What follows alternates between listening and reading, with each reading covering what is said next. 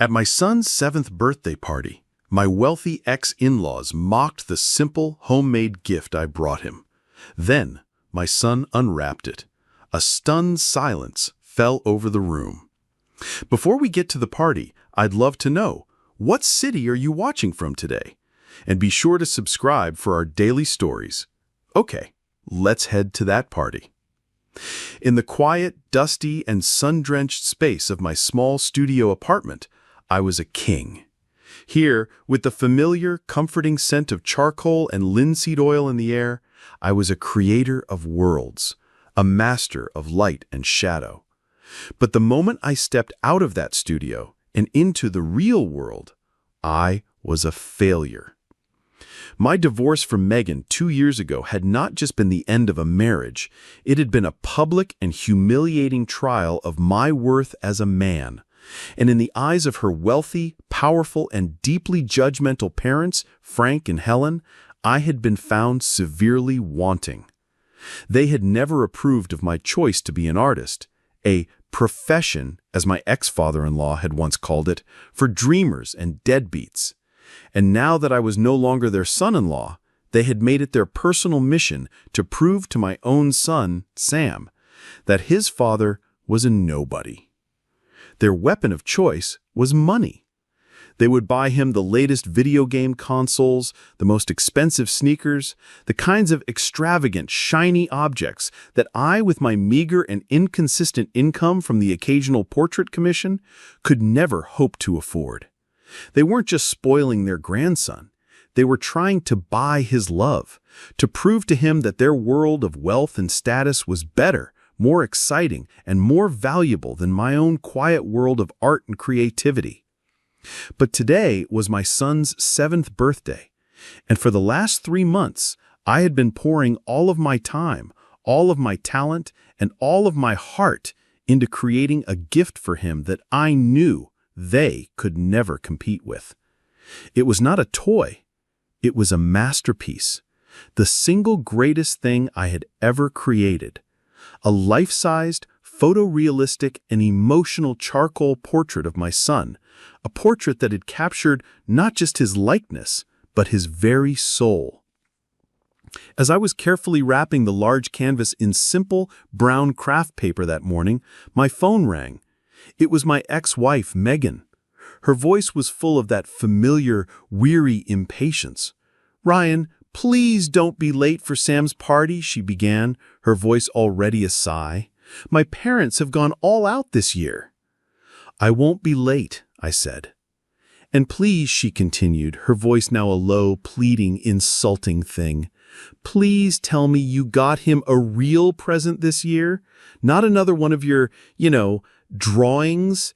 He's 7 now. He wants toys, not art." I just closed my eyes. "I have to go, Megan," I said quietly. "I'll see you at the party." I looked at the simply wrapped canvas that was leaning against my wall.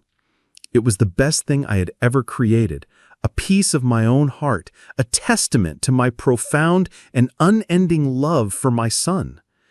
And to my ex-wife and her parents, it was just a drawing of worthless second-rate gift from a worthless second-rate father.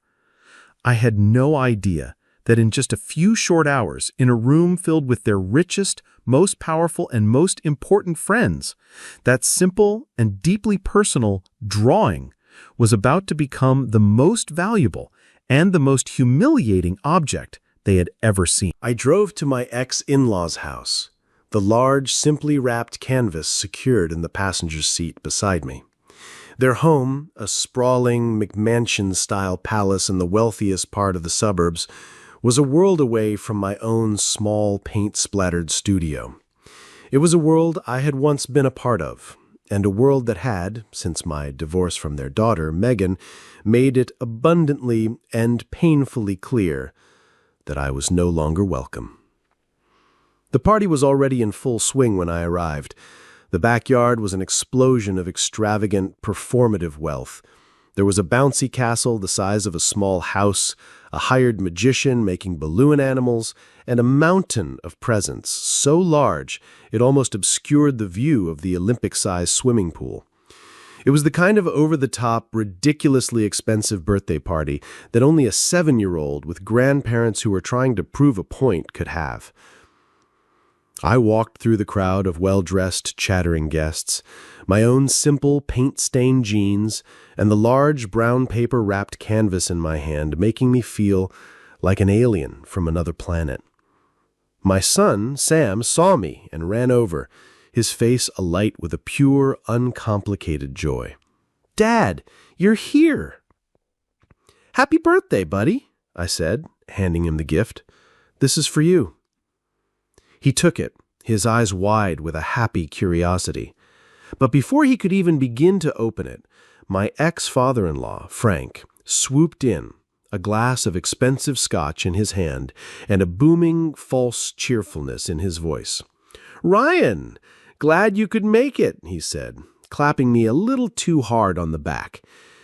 "Sam, my boy, why don't you put that thing over there with the rest of the real presents?" he said with a loud, conspiratorial wink to one of his golf buddies.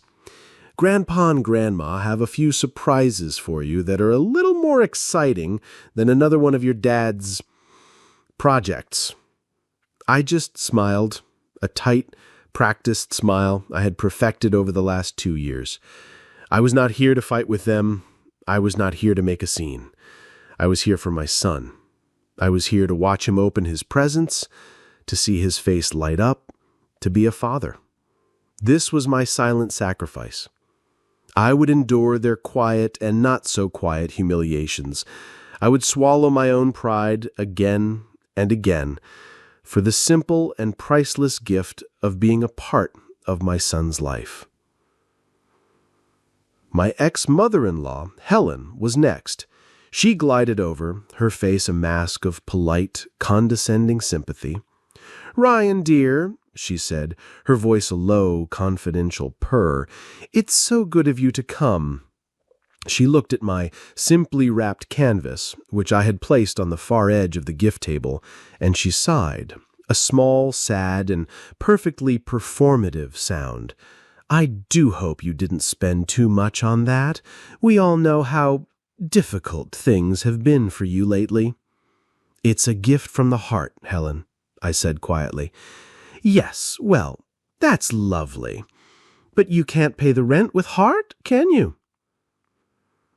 I spent the next hour in a state of quiet, invisible agony, a ghost at my own son's birthday party. I watched as he was showered with a mountain of expensive plastic and ultimately meaningless toys. I watched as my ex-in-laws paraded him around, a living, breathing testament to their own wealth and generosity. And I watched as a quiet, distinguished-looking older gentleman, a man I vaguely recognized as one of Frank's oldest and most respected friends, a man named Mr. Harrison, occasionally glance over at my own forgotten gift, a look of quiet, professional curiosity in his sharp, intelligent eyes. Finally, the time came for the main event, the opening of the presents. Sam sat in a large, throne-like chair, surrounded by a mountain of brightly colored boxes. He opened his grandparents' gifts first, of course, the newest and most expensive video game console, a giant 1,000-piece Lego set of a spaceship, a remote-controlled drone. With each gift, the crowd of assembled guests would ooh and awe, my ex-in-laws beaming with a proud proprietary pride. And then, after all the shiny, expensive boxes had been opened, my ex-father-in-law, Frank, walked over to the gift table and picked up my own large, flat, and very simple brown paper-wrapped gift. He held it up for the entire party to see. "And now," he announced, his voice a booming and condescending laugh that was designed to be the final killing blow of my public humiliation, "let's see what kind of a masterpiece your starving artist of a father has brought for you this year, Sam." I watched as my son took the simple brown paper package, his own face now a little embarrassed by the laughter of the crowd. My heart was pounding in my chest. This was it, the moment of my greatest vulnerability and my greatest act of a father's love. He tore at the simple brown craft paper, his small hands working with a child's eager impatience. The paper fell away, revealing the canvas beneath. And the world went silent. The polite, dismissive chatter of the party did not just quieten, it stopped. The laughter died in the throats of Frank's golf buddies. A sudden, profound, confused silence fell over the entire sun-drenched backyard. The guests, who had been expecting to see a clumsy, childish drawing, a pathetic homemade trinket, were now confronted with something else entirely, something they did not, in their world of stocks and bonds and expensive material things, have a category for. It was a portrait of my son. But it was more than that. It was him. I had spent 3 months in the quiet, lonely hours after my own son was asleep, working on this piece. I had used a rare and difficult Renaissance technique of charcoal and white chalk on a toned gray paper, and I had poured every ounce of my talent, every memory of his changing 7-year-old face, every single solitary drop of my father's love into it. I had captured the wild, intelligent spark in his eyes, the small, almost imperceptible chip in his front tooth from his first ever bicycle crash, the faint, beautiful spray of freckles across his nose that only appeared in the summer. It was not just a drawing. It was a living, breathing, profoundly and intimately known soul staring out from a piece of paper. My son, Sam, was the first one to speak. He just stared at the portrait, his own eyes wide with a quiet, wondrous awe. He reached out a small, hesitant finger and gently touched the cheek of the boy in the drawing. "Wow," he whispered. His voice was a small, reverent sound in the dead, silent yard. "Dad, it's me." I watched as my ex-in-laws, Frank and Helen, just stared. Their own smug, mocking smiles now vanished, replaced with a look of stunned, uncomfortable disbelief. They did not understand art, not really, but they understood power. And they could feel the strange and undeniable and unsettling power of the object their failure of an ex-son-in-law had just brought into their perfect, orderly world. It was then that the quiet, distinguished-looking older gentleman I had noticed earlier, Mr. Harrison, began to move. He walked through the silent, parted crowd, his movements slow and deliberate, his eyes, the eyes of a true connoisseur, fixed on the portrait with an expression of pure, unadulterated, professional awe. He knelt down beside my son, ignoring everyone else, and he just looked. "My God, young man," he finally said, his voice a low, reverent whisper that seemed to be directed not at me, but at the drawing itself. This is extraordinary." He looked up at me then, and there was no condescension in his eyes. There was only the pure, clean respect of one true artist for another. "The technique is flawless. The emotional depth, the way you have captured this child's very essence, it is a masterpiece." He then stood up and turned to face me. "I am a collector, Ryan," he said, his voice now a little louder for the whole silent party to hear. "And this is one of the finest contemporary portraits I have seen in a decade.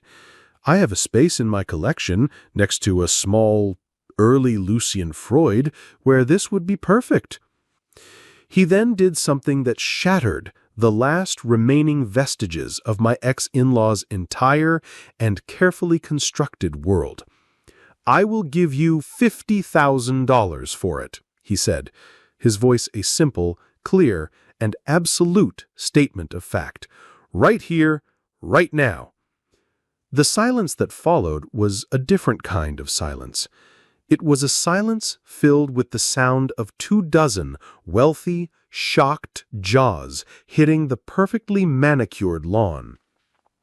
Frank and Helen just stared, their faces a ruin of pure, abject, and glorious horror.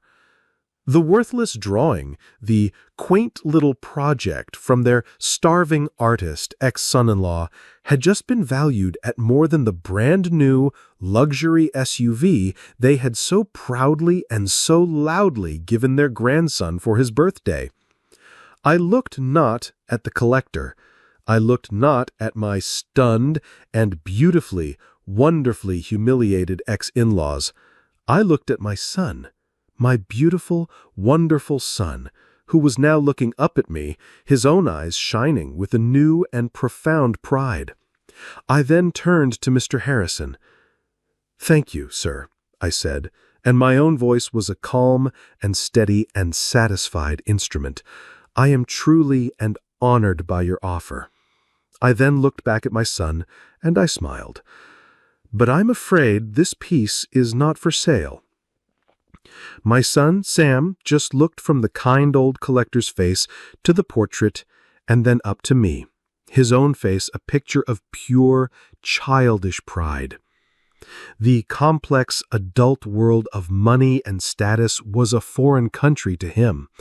All he knew was that his father, the man who had made him this beautiful, magical picture of himself, was being celebrated, and that was enough.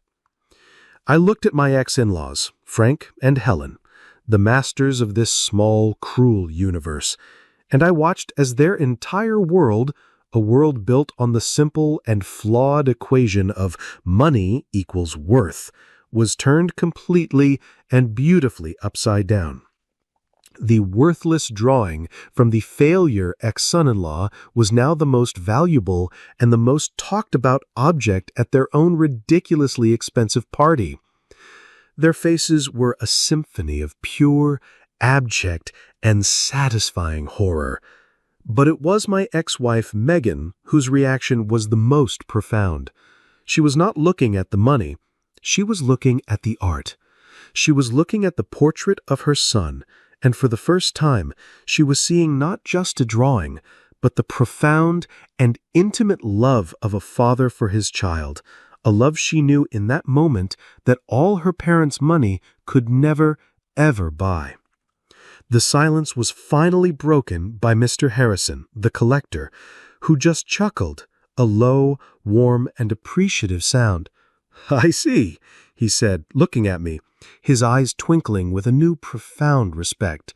"The piece is not for sale. A man of integrity, as well as a man of talent. Even better." He reached into the pocket of his expensive suit jacket and pulled out a simple, elegant business card. "The offer stands, young man," he said, pressing the card into my hand. "Should you ever change your mind?"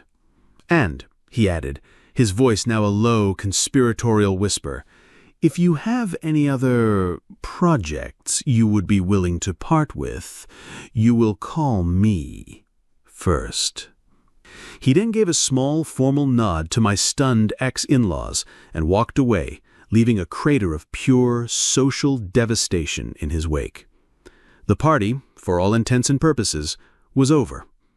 The guests, who had just witnessed the most delicious and most humiliating social drama of the year, began to make their excuses and leave, their own faces full of a quiet, gossipy glee. My ex-father-in-law, Frank, was the first to recover, his own mind clearly scrambling to try and co-opt my victory, to reclaim some small, pathetic piece of his own shattered pride. "Ha!" he boomed, his voice a false and unconvincing sound of cheerfulness, as he walked over and clapped me on the back. "Can you believe it? My son-in-law, ex-son-in-law, a real hidden talent. We always knew he had it in him, didn't we, Helen?" I didn't answer him. I just gave him a quiet, pitying look, a look that was more devastating and more dismissive than any angry words could ever be. I then turned to my son. "What do you say, buddy? Ready to go home?" He just nodded, his own small hand now clutching the corner of his new, priceless portrait. As we were walking away, my ex-wife, Megan, caught up to us at the edge of the lawn. "Ryan," she said, her voice a small, quiet, unfamiliar thing. It was the voice I had not heard in years. It was the voice of the woman I had first fallen in love with, before her parents' money and their influence had poisoned her. I'm sorry," she whispered, her eyes fixed on the ground, "for what I said on the phone, for all of it." She then looked up at the portrait of her son in my hands. It's the most beautiful thing I have ever seen." "I know," I said, quietly. And then I turned and walked away, my son at my side. We were almost at my car when he stopped me one last time. It was Mr. Harrison. He had been waiting for me by the gate. "I was serious, young man," he said, his voice now full of a new and very real excitement. "I believe you are a major, undiscovered talent. I have a great many friends in the art world, friends who would be very, very interested to see your work." He smiled, a real, genuine, transformative smile. "I would like to offer you a solo exhibition at my own private gallery in the city. A full professional show. I will handle all the expenses. All you have to do is paint." I looked at the most powerful and most respected man in the entire city's art world, a man who was now offering me the one single and impossible dream I had thought was dead and buried forever. I had come to this party a starving artist, a failed father in their eyes, a man with nothing but a simple homemade gift. Now I was leaving with my son's love, with my ex-wife's long overdue respect, and with the key to a future I had never, in my wildest, most fantastic dreams, thought possible. My ex-in-laws wanted to humiliate me. They had no idea they had just, in their own blind and deeply arrogant cruelty, launched my entire career. The car ride home was a beautiful one. My son, Sam, was buzzing with a new and wonderful energy. "Dad," he said, his voice full of a pure, childish awe, "that man said your drawing was a masterpiece. He said you were a real artist." "He did, buddy," I said, a slow, real, happy smile spreading across my own face. "Are we rich now?" I just laughed, a real, genuine, and carefree sound that I hadn't made in years. "No, buddy," I said, looking at my wonderful, beautiful son. "We're not rich. We're something better. We're artists." The weeks that followed were a whirlwind of activity, a journey into a world I had only ever dreamed of. I called Mr. Harrison. He was as good as his word. He became more than a patron. He became my mentor. He introduced me to a world of gallery owners, of critics, of fellow artists. And my work, the work that my own family had dismissed as a hobby, was suddenly and beautifully seen. I was not a starving artist anymore. I was an emerging one. My ex-wife, Megan, and I found a new and better kind of peace. The divorce had been bitter, poisoned by her parents' influence. But now, with their power over her diminished by their own public humiliation, she was a different person. She was the woman I had first fallen in love with, and she became a true and respectful co-parent to our son. The final and most satisfying chapter of my own quiet revenge happened 3 months later, at the opening night of my first solo exhibition at Mr. Harrison's private and very exclusive downtown gallery. The room was packed with the city's most important and influential people, and my work, my art, my soul was on the walls, celebrated. My ex-in-laws, Frank and Helen, showed up, of course. They were not invited, but they came anyway. They approached me, their faces a mask of a false, fawning pride. "Ryan, my boy," Frank had boomed, a little too loudly, "we always knew you had it in you. We are so proud of you.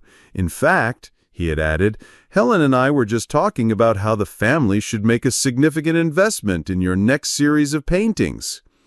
I just looked at them, at their pathetic, transparent attempt to co-opt my success, to rewrite the history of their own cruelty, and I did not feel anger. I just felt the quiet, liberating sense of pity. "Frank, Helen," I said, my voice polite, but firm, and loud enough for the people standing nearby to hear. Thank you for coming, but you are no longer my family, and you will not be investing in my work. I then turned my back on them and walked away, leaving them standing there, finally and completely irrelevant. The centerpiece of the entire exhibition, the one piece that was not for sale, was the portrait of my son.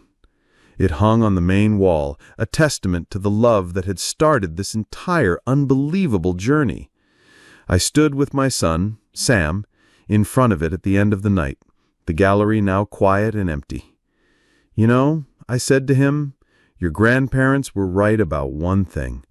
They always tried to teach you that a man's worth is measured by the value of his gifts. I looked at the portrait, at the worthless drawing that had changed my entire life. But on one beautiful and deeply satisfying afternoon, a simple piece of charcoal and paper taught them a lesson they will never, ever forget. I looked at my son, at his happy, smiling face, and concluded that the most valuable thing a father can ever give his son is a gift that is truly and completely priceless. An absolutely brilliant story of a father's love and a talent that could not be denied. What a perfect and satisfying reversal of fortune. What do you think of Ryan's final words to his ex-in-laws at the gallery? Let us know in the comments below. If you were cheering for Ryan's success, please show your support by hitting that like button, and be sure to subscribe for more incredible stories of karmic justice. Don't forget to click the notification bell so you never miss an upload. Thanks for watching, and we'll see you in the next one.